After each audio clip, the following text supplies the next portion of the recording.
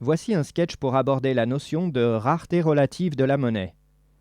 Cette notion est essentielle pour comprendre notre monde, car de la rareté relative de la monnaie découle la recherche de rentabilité, c'est-à-dire l'écrasement des coûts humains et environnementaux, la guerre commerciale, même entre deux petits commerces dans un village, la raréfaction artificielle des biens et services pour maintenir des prix rentables.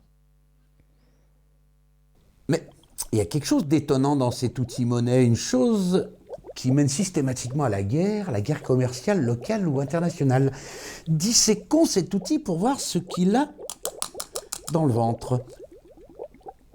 C'est un outil d'échange, on troque ses services et ses biens contre de la monnaie, et cette monnaie, on la troque ensuite contre d'autres biens et services. Ok. Eh bien voilà, j'ai la solution.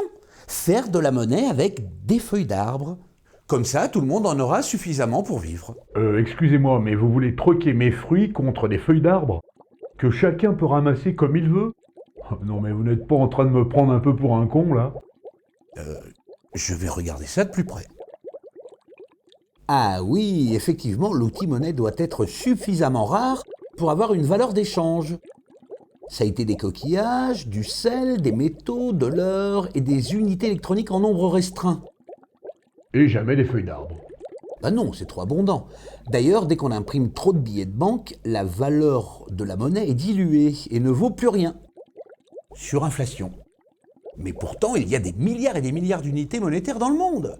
Donc il suffirait de les répartir équitablement pour qu'il n'y ait pas de misère. Non ? Regardez mieux. Qu'est-ce qui se passe lorsqu'il y a beaucoup d'argent sur un marché? Les prix augmentent. Il y a inflation. Bah pourquoi ? C'est-à-dire que si ça, vous pouvez le vendre 3 €. Bon, c'est bien. Mais comme les gens ont suffisamment d'argent, puisque l'argent ne manque pas, pourquoi ne pas vendre ce même produit à 5 ou 6 € Je serais bien con de ne pas en profiter, vu que le concurrent a aussi le même raisonnement. Ah oui, mais ça va pas là. Je vais mettre un fixateur de prix là, comme ça. Pas d'inflation, voilà. Et alors, qu'est-ce qui se passe quand on bloque les prix? Ça développe le marché noir, les trafics lorsqu'on est en sous-production, et la qualité des produits baisse. Comment ça se fait ? Le but est toujours de faire du fric, c'est-à-dire de la marge, puisque c'est d'avoir du fric qui assure notre survie. Or, comme les prix sont bloqués, on rogne sur la qualité pour augmenter sa marge. Mais et la concurrence ? Vous avez déjà vu des concurrents se battre pour des parts de marché lorsque la marge n'existe pratiquement pas? Donc au final, la monnaie doit rester suffisamment rare pour avoir une valeur d'échange. Sinon, la valeur est diluée. Logique. Et si un objet, la monnaie, est suffisamment rare, est-ce que tout le monde peut en avoir suffisamment? Ben non. Si certains ont, d'autres n'auront pas.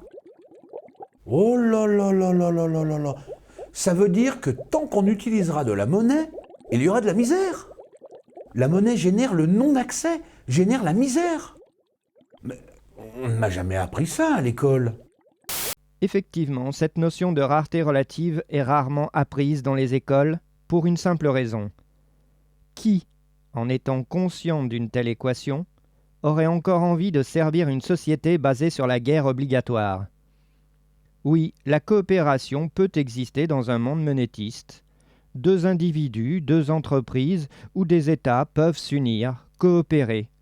Mais ce sera toujours dans le but d'être plus fort dans la guerre commerciale qui les opposera aux autres intervenants économiques. La monnaie et sa propriété intrinsèque de rareté relative détruit l'harmonie entre les humains et avec la nature.